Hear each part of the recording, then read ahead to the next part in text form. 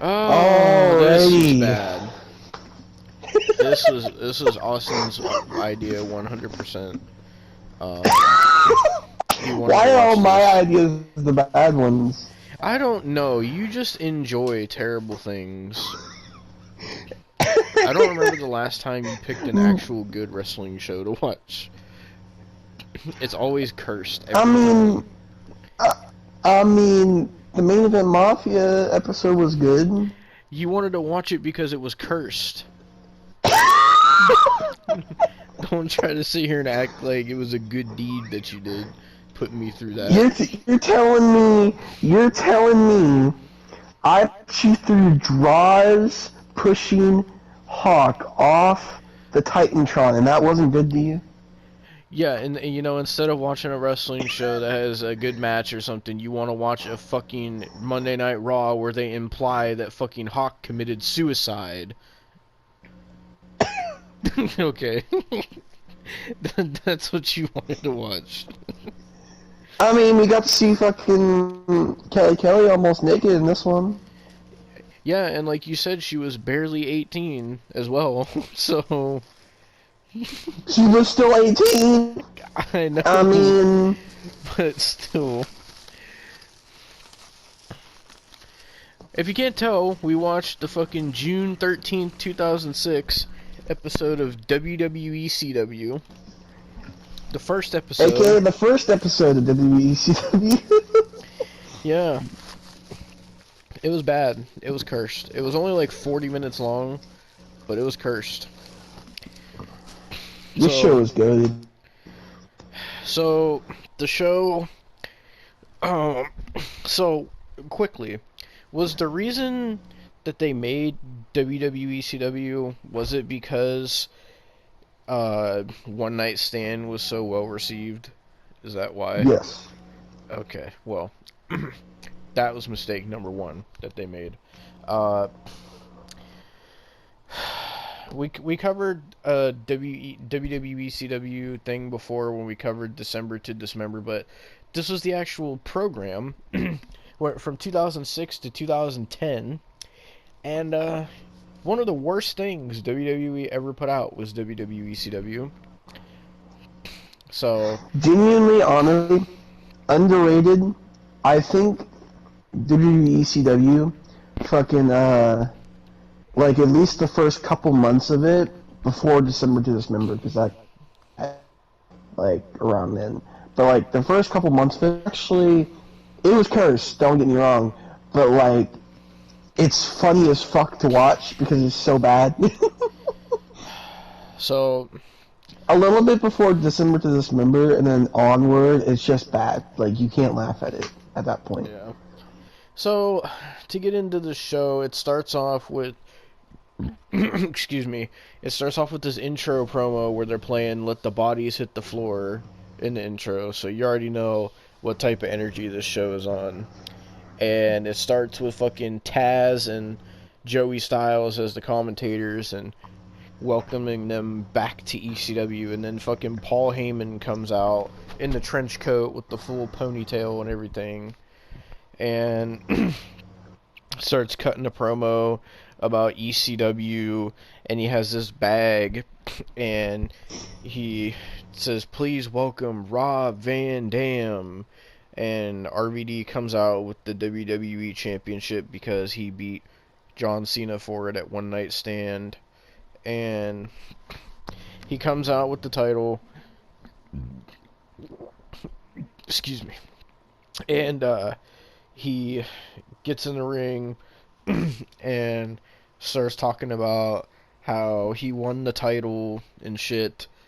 And then Paul Heyman, he's also talking about how much he loves ECW and is glad that ECW is back and shit. And then Paul Heyman was just fucking dick sucking him. And then Paul Heyman reveals what's in the bag, and it's the brand new ECW World Heavyweight Championship. And he gives it to RVD. And he like expects RVD to throw away the WWE title, and RVD's like, no, I want to keep both of them. And he's like, oh, I'm gonna take this ECW world title and I'm gonna love it and cherish it. And then he looked at the WWE title and he was like, and look at this one, it spins. And he started spinning the spinner in the middle. And then fucking out of nowhere, Edge's theme hits, and Edge and Lita come out. And Paul Heyman's like, oh, please welcome the rated R superstar, Edge. And Edge and Lita get in the ring. And Edge starts talking about how, like, him and RVD have a lot in common. How they both won Money in the Bank ladder matches. They both won the WWE title by cashing in their Money in the Bank briefcases and shit, and saying that he respects RVD, and they shake hands, and then Edge spears the fuck out of RVD, and the crowd starts booing the shit out of Edge, and apparently they're doing Edge versus RVD at Vengeance, and so Edge is walking back up through the crowd, and then out of nowhere, John Cena pops up behind Edge, and Edge turns around and starts getting his ass whooped by John Cena. And fucking then RVD and John Cena start teaming up on Edge. And then fucking John Cena walked out, and the fucking kid in the crowd tried to grab him. And that was pretty much that opening segment. Oh yeah, fucking... was it fucking... I'm trying to remember, was it John Cena or Edge that low-blowed Paul Heyman? John Cena, and he punched him. Yeah. So, that was the opening segment on the first episode of ECW. Right, they start with the fucking WWE ECW champion, Rob Van Dam. They start with Edge and Cena. 3 big stars. And now, the next segment... Let me go on this part. Let me go on this part. Austin talk about it. See, this motherfucker knew that this shit was gonna happen. See, Devon can't understand the genius that was the ECW zombie. Like this man should have went on to win the title. Devon, do you not understand that? He should have won. Who even plays him? Who's the guy that plays him? I don't even fucking know, if I'm being completely honest with you. Like, is he a wrestler? I don't understand. Let me actually check, because I'm honestly curious. ECW Zombie.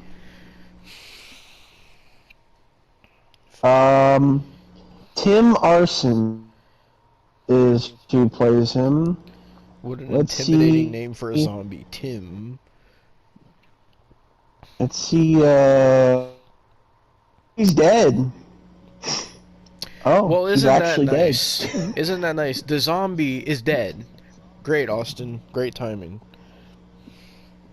When did he die? So, in 2015. Oh, wow. Well, rest in peace, zombie. Tim, whatever your name is, rest in peace.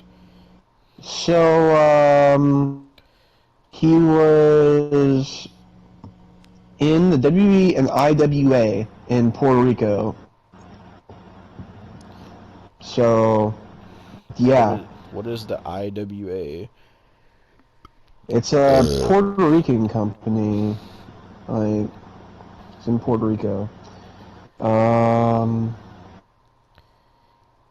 Yeah. Oh, he was a tag champ with Rico. If that helps. In IWA. Should specify that, not WWE. But yeah. So the ECW Zombie comes out with his only appearance on ECW television, and that is because the Sandman, drunk as ever, comes out there and beats the fucking shit out of him. Yep. But not before the ECW Zombie cut the greatest promo in the history of ECW. Mm-hmm.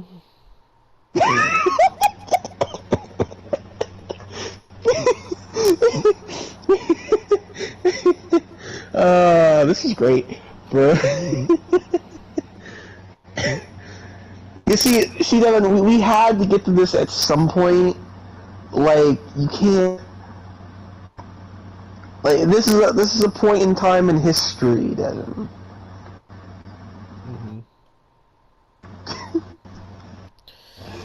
Mm-hmm. So yeah, that was that. By the way, Yeah, that was so the zombie was a Vince McMahon idea, from what Austin says, because it. they were Mm-hmm. on They were Sci-Fi, on Sci-Fi. and Vince thought, oh, Sci-Fi, we should have like zombies and vampires because they fucking show. Apparently, this was the first time we see Kevin Thorne as well, because they show him. Yep. Man, this show just screamed Vince McMahon. Like, there was parts of the show that I was like, 100% Vince did this. Like, no doubt in my mind. Especially the Kelly stuff. There's no doubt in my mind. But You know, another thing Vince had on the table was for Heidenreich to be on this show, and no, why? not even joking. And in turn, I'm pretty sure this. So originally, I don't know if you know this. When he first debuted for the company, he was going to be a frozen Nazi. Yeah, you Now, told me that. so they were going to actually sit there and fucking bring him back to ECW and have him play that character. Oh my god, that would have been so terrible. What stopped them from doing that? I mean, luckily, I don't know. I mean, maybe W Zombie was just enough. And Kevin Thorne. Also, do you know who Thorne is? It was before this, at least. Yeah, Mordecai. You know, also, before he was going to be on SmackDown, he was going to be in ECW. Great. Hello? Hello. You completely cut out. Okay, give me 1 second then. You've Fucking... been cutting out a bit. I have? Okay. I just paused my World Combat then. Fucking... And now it's trying to update Fortnite. Thank you. No, I don't want to update any of this shit, motherfucker. This is fucking terrible, bro. Okay. Fucking... But before, goddamn Kazarni was gonna be on SmackDown, he was originally gonna be on ECW. Great. Yeah. ECW was a travesty. Not even gonna lie. Oh, you don't say. After what we watched, you don't say. So what was next, then? Well, next was a promo from Paul Heyman saying that he wasn't going to be embarrassed by John Cena, and that if John Cena wants to come to ECW, then ECW is going to come to Monday Night Raw, and that Paul Heyman and the ECW boys are going to show up on Raw the next week, and that on this episode, Paul Heyman announces that there's going to be a 10-man Extreme Battle Royal and the winner faces John Cena at Vengeance, and that was pretty much that. And then, before we could even... also, then they show a Kelly promo where she says, oh, my name's Kelly, and pretty much just says, my name is Kelly, I'm hot, and tonight, she literally just says, I am going to take all of my clothes off, is what she says. And I was like, bro, And you know what? you can't tell me... I wasn't even mad. You can't tell me, like, Vince wasn't sitting there being like, oh, you know, it'd be so hot if Kelly just said, oh, yeah, I'm gonna take my clothes off. Like, there's no doubt in my mind You know, that he did that. I'm with Vince on this one. Honestly.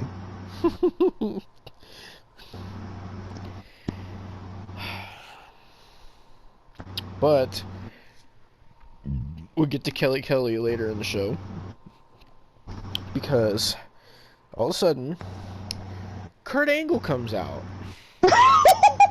just randomly.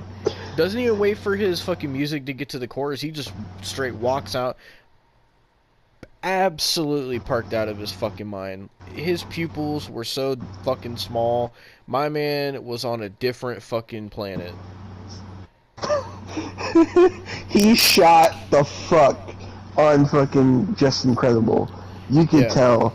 Like, yeah. By the way, Devon called Just Incredible Doug Walker in this. Because that's what he looks like, man. And fucking... So... Kurt... This isn't just Kurt Angle. This isn't just Perk Angle. This is the wrestling machine Kurt Angle with the mouthpiece. This is, like, 2-3 months before he went to TNA, Kurt Angle. And so he comes out... And then Just Incredible comes out, gets in the ring, absolutely gets destroyed. Kurt did not give a single ounce of a shit about Just Incredible. He just fucking was throwing this man around, slamming him down, slapping him in the fucking head, elbowing the shit out of him. Like, he was legit shooting on him. Yep. And Just Incredible, like, looked like he was actually getting fucked up. And he was actually mad, and Kurt just didn't care. And then Kurt, like, put him in a sleeper hold, and Just Incredible tapped out. I don't even know if that's how it was supposed to end, or if Kurt just did a legit shoot sleeper hold on him because he wanted to choke him the fuck out. I don't know. It's hard to tell with Perk Angle. But, so, then after that, fucking Kurt grabs a microphone, and Just Incredible's just, like, sitting there trying to get out of the ring, and Kurt just kicks him out of the fucking ring. Just the amount of disrespect towards Just Incredible. Yeah. Didn't fucking care. He just did not care. Did not give a flying fuck. And then Kurt starts talking about how he starts calling out Randy Orton and saying that he wants to face Randy Orton at Vengeance, and he said whether it's ECW rules or WWE rules or whatever, he said that he's gonna make Randy Orton tap. And he says, and I quote, because you're looking at the face of the new ECW. And then he fucking left in like 2 months and went to TNA. Oh wait, you forget one thing he said. Yeah! his deep ass fucking Perk voice. Yeah, Kurt was absolutely gone. Absolutely, he was. But yeah, so that was the Kurt Angle segment. Probably, if not, the zombie is the most cursed thing. The Kurt stuff was probably the second most cursed. Yep. And then we get the reason we watched this episode, the Kelly Kelly striptease after a quick promo by her. Saying that she's gonna show her. Hey, I'm not even gonna lie, I was fucking self-control was gone at this point. Yeah, and you know what? Fucking Austin was like, oh, we could watch the episode of WWE ECW where Kelly Kelly does a striptease, and I said, Austin, do you know what else happens on that show? And Austin said, no. And look what happened. Well, I didn't know it was the episode. I didn't know it was the first episode. You fucking knew. Don't you tell me that you didn't know. I know you. I didn't know it was the first episode until I looked. So I'd have to fucking experience this goddamn shit. You knew the zombie was on it. You knew goddamn Kurt Angle was gonna be on this. I didn't, bro. I didn't. But yeah. I did know fucking Kelly Kelly was half naked on it. So, I will tell you that. Yeah, because she did another fucking promo where she was, like, bending over, showing her ass, and she was like, oh, when I come out, I'm gonna show you my assets. Oh, and don't forget, fucking, they, for some reason, like, they were showing, like, flashbacks to One Night Stand or whatever it was, or the previous week, and they showed fucking Jerry Lawler coming out and fucking slapping the fuck out of Joey Styles. And apparently they did Jerry Lawler versus Taz, which Austin said is the reason why Jerry Lawler and Taz were playable characters in SVR07. So there's that. But to much more important things, like Kelly striptease. She comes out to this terrible music, and fucking, we were shocked. Taz barely said anything in this situation. Like he said like one thing. He was drenched in fucking sweat, bro. He was drenched in sweat by the end of it. Yeah. I mean, I don't blame him, but I bet still. you Taz was hard as a rock under that announce table. I would not be shocked. Because Joey Styles was kind of looking at him weird, so fucking Taz is fucking all hot and bothered, bro. He looked like he needed fucking somebody needed to get Taz some milk there. So fucking Kelly does the striptease, and she can't take off her bra. Like she can't undo her bra, so she says "fuck it," and then takes the straps down, and that's how she fucking does it. And then that was it. It was nice, admittedly, but that was pretty much it.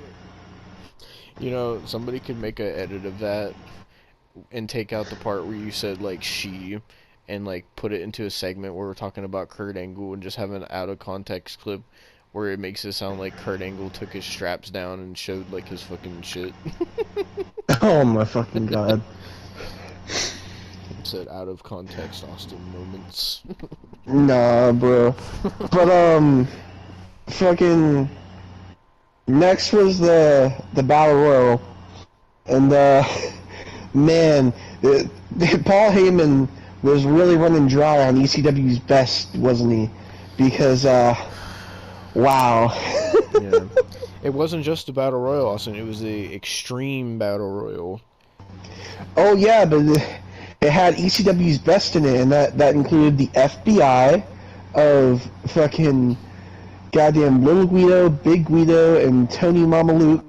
Mm-hmm. It included Amish Roadkill. Yep. Because that's ECW's best. Danny Doring, who we didn't even fucking recognize for the entire match. I'm gonna be honest, when I first saw it, I thought it was Billy Gunn. And then I thought it was fucking Charlie Haas. I legit thought it was Rene Dupree at first. Oh no! Didn't you say like during 2006 ECWs where you got like the really coked out looking Rene Dupree? Yeah. But there was also fucking Stevie Richards with the awful fucking theme song. I'll show you, you'll see. I mean, at least it wasn't fucking right to censor Stevie Richards. Al Snow, for some reason, even though, he was never in ECW, so it makes no sense. Yeah, and then he went Tommy to TNA Dreamer. to become a judge for Gut Check after this, so... Yeah. Tommy Dreamer. Austin's fuck favorite. Him. Sabu. Balls Mahoney, and fucking The Big Show. Mm-hmm. This match was fucking terrible. It was fucking atrocious. It was the main event, too. Yeah, I know. I mean, the main events would get worse around this time, because I'm pretty sure there was a main event where Big Show was world champion, and he faced Ric Flair in the main event and defended the title, and everybody was booing the fucking shit out of both of them. Why were they booing the shit out of both of them? Because they weren't ECW. They wanted ECW guys. They legit, they're like, we don't give a fuck about Ric Flair and the Big Show. We want ECW. Jesus fucking Christ. That was the main problem with WCW. A lot of the fans wanted ECW stars and not fucking Big Show and Bobby Lashley and all this shit. Like, they didn't even want Kevin Thorne. Did they I mean, want to the be fair, zombie? nobody... They kind of popped for the zombie, to be completely honest. Bro, when the zombie was coming out, people in the crowd looked so confused. And when he was walking past people, there was people that looked like they thought it was some kind of drunk fan that was walking. Like...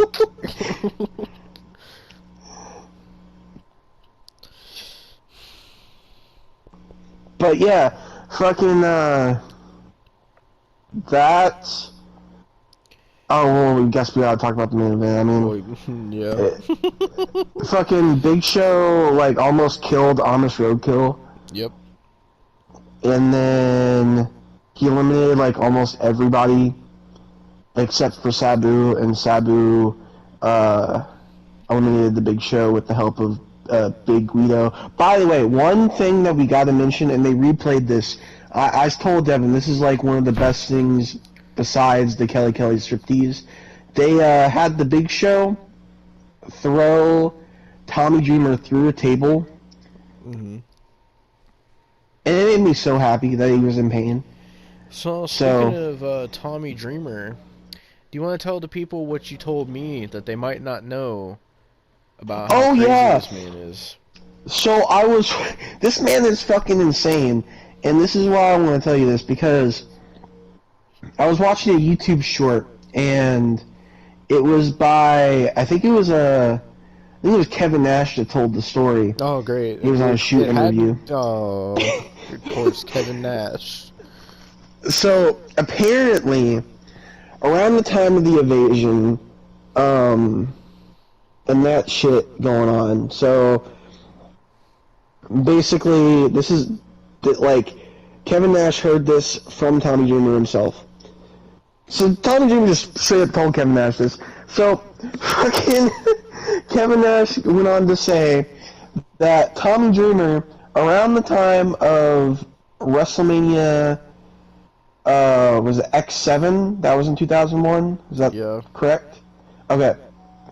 So around that time, the WWE had told Tommy Dreamer, oh, we got a spot for you, and then didn't use them.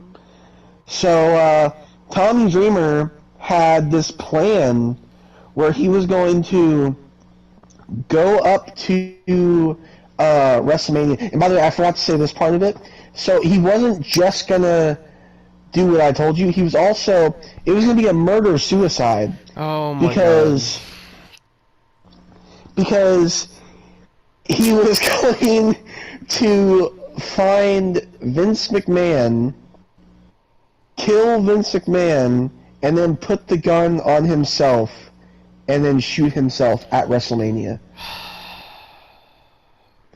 And then Jim Ross called him like a week before Mania and was like, "Don't worry, Tommy, we still got plans for you. Just sit tight." And that's what made them stop. Did Jim Ross know that he was going to do that? No! Oh my god. It was just pure luck. So, fucking, if Jim Ross didn't call him and reassure him that they still had plans for him, we might have had one of the biggest tragedies in entertainment history, in sports history. Tommy Dreamer, everyone. So, yeah. Tommy, you're fucked. If that happened, we wouldn't have got the famous, oh, look at my man bun. Is that offensive? I mean, we wouldn't have got, oh, Ric Flair, he was just doing it for the boys. What are you talking about? You're just doing it for the boys. Man, that's just Nate. He did it for the boys, man. That's what fucking Tommy Dreamer said.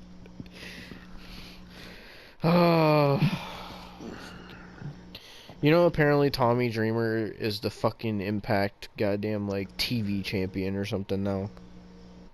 Yeah, I know. Fucking, Tommy Dreamer is just a fucked up human being. I think. You see, that's the reason fucking Impact is the only place is probably the only place that will fucking hire him because he's just fucked in the head. He let his wife get her neck broken, and then fucking this shit. What I found this out like a week ago, like legit, Ugh. and it was so fucked. I was like, what the fuck? Like, why? Jesus fucking Christ, Tommy. I don't think he's mentally stable, to be completely honest. Doesn't sound like it, man. Like, was he just mad at Vince McMahon that he wasn't, like, getting booked or something? From what Kevin Nash said, he was very depressed due to the fact that ECW went under, and then Paul Heyman left pretty much because that was a time where Paul was getting paid by WWE, and nobody from ECW knew up until he showed up on TV, and that's when they realized. And so yeah, he was very depressed about that, and the fact that he hadn't gotten the call to go up there yet, and that he had already like been reassured that he's got a spot and everything. Like, he's just. I think he needs mental help, genuinely. Yeah, you know what's even more fucked? The fact that you say that and Impact did like a murder mystery storyline with him. Yeah. So. Little did they know. God forbid if Tommy Dreamer wouldn't have got a spot in Impact, it might have actually been a murder mystery case. Oh god, imagine in 2021 we were reviewing all that shit. Just imagine we hear fucking Tommy Dreamer shoots goddamn Access fucking TV owner and then puts the gun on himself. That's fucked, bro. But yeah, that was the first episode of WWECW. Terrible, absolutely terrible. The only thing that was really good about it was fucking Kelly striptease. That was legit it. Oh, but she wasn't Kelly, Austin. Her name was just Kelly on this episode. She still made me hard, so... 2 names, 1 name, fucking 3 names, I don't care. Wasn't the whole thing with them naming her Kelly, they came up with this thing that said, like, a name, it said, like, so nice, they had to name her that twice or something like that? Yeah.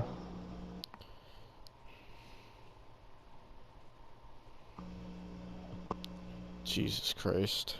Yeah, I think she was actually my first, like, celebrity crush, not even gonna lie. Like... Yeah.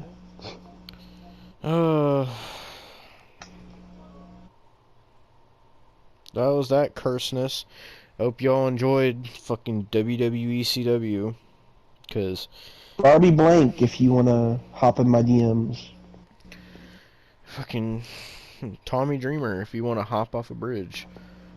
Oh my god, Jesus. He might actually do it, don't say that. Fucking. It'll be linked back to us. I told Austin that, you know, for shits and giggles, since we reviewed the first episode of WWE ECW, that we should review the final ever episode. So at some point we're probably gonna do the fucking February 2010 episode of ECW, which was the last That's ever so one. bad, man. Yeah, you realize that was the first episode of ECW I ever watched.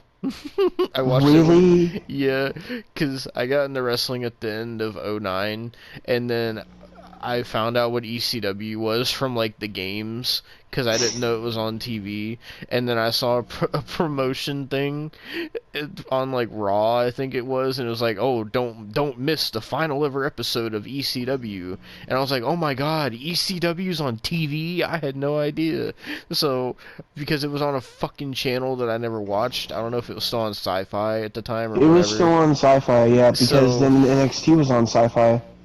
So I remember watching it, and the only stuff I remember was there's like a fucking MVP's lounge segment, where he talked about ECW ending, and then the only other thing I remember is the main event, which was Christian versus Ezekiel Jackson for the ECW title. Bro, I remember how bad ECW got. Like, we say that this was bad, but no.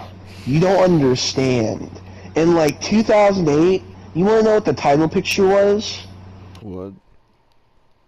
Finley, Tommy Dreamer, and fucking... I can't think of his fucking name. Tyler Rex. Right before he went to SmackDown. That is legit what the fucking title picture was. Bro, it was bad. It was actually ass. Jesus Christ, bro. When I was looking at the episodes after this, it only took like maybe a month or two after this until fucking CM Punk debuted as well. Bro, that was like their only glimpse of hope. I'm not even gonna lie. Because Monty Brown didn't last. Because his unfortunate situation. Yeah. And fucking... Nobody wants to talk about Braden Walker. I make jokes about Braden Walker, but oh my god, nobody ever wants to talk about Braden Walker. And there's reasons for it.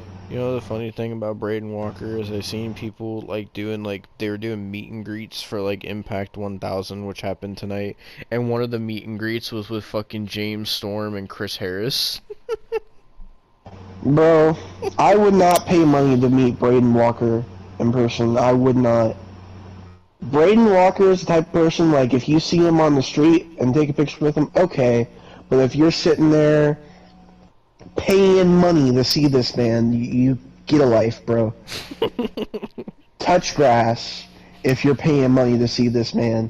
I'm sorry. Would you meet Braden Walker if you got the chance? If he was on the street or if it was free. Like, bro, I'm not paying to meet Braden Walker.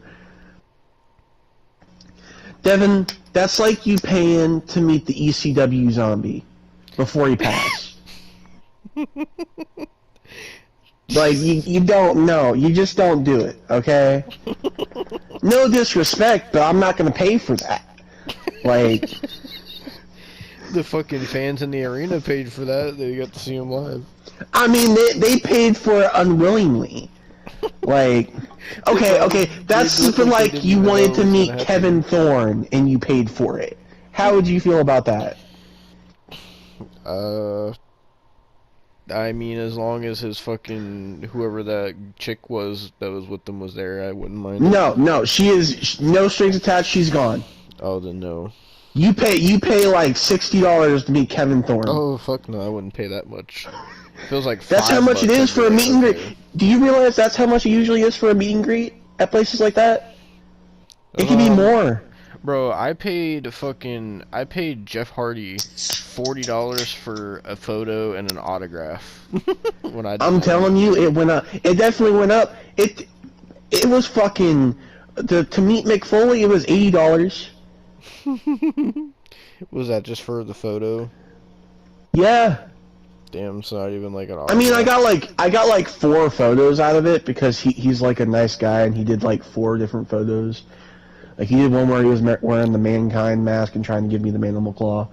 You're never gonna see that. Fuck you.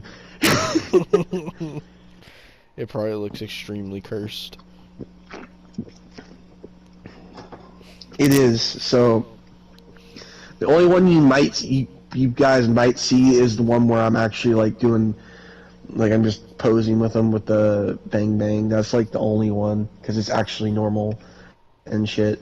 But like the other ones, no. The other ones are for me and me only. But yeah, like meet and greets now at least. The meet and greets I've fucking seen at least. Because goddamn, they're expensive now. And I bet you fucking greedy ass fucking Braden Walker is probably charging like $70.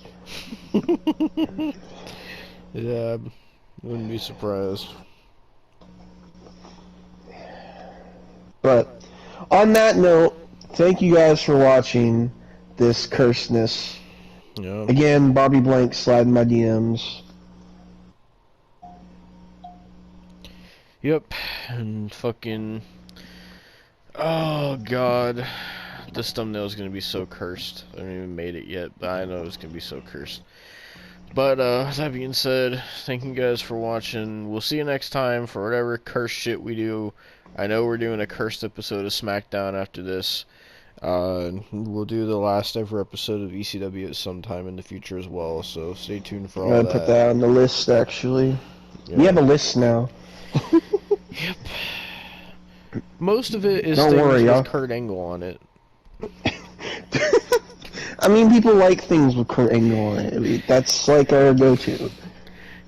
I know, but I can't remember the last time I seen something with Kurt Angle that wasn't cursed. I don't remember seeing something normal with Kurt Angle. I don't think there is anything normal with Kurt Angle.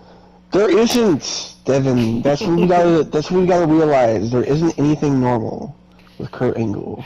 Even when Kurt still fucking had hair, he was cursed. Cause motherfucker, like, had this little tiny cowboy hat on and said, "I feel like a real cowboy. Yippee-ki-yay." It's so cursed, bro. Fucking coming out with a milk truck. So cursed. Everything he does is cursed. Like, oh my god.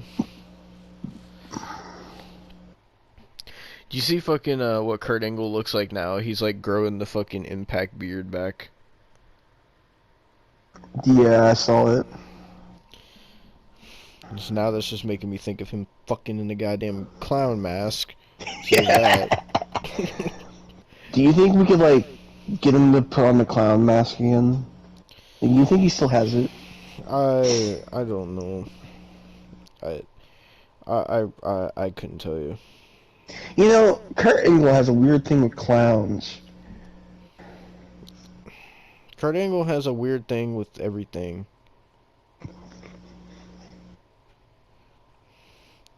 He has a weird thing with Percocets. Do you see his pupils on this fucking show?